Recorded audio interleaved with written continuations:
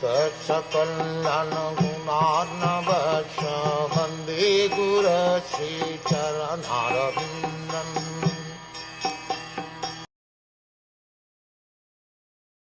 The Lord of Supreme Mysticism, Sri Krishna, resides within everyone's heart as the Paramatma. As such, just to protect the progeny of the Kuru dynasty, he covered the embryo of Uttara by his personal energy. The Lord of Supreme Mysticism can simultaneously reside within everyone's heart, or even within the atoms, by his Paramatma feature, his plenary portion.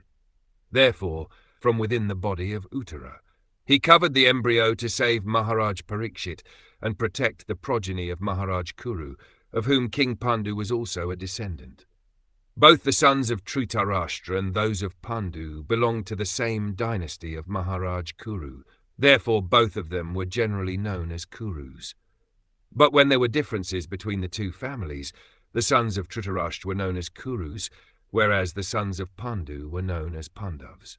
Since the sons and grandsons of Dhritarashtra were all killed in the battle of Kurukshet, the last son of the dynasty is designated as the son of the Kurus.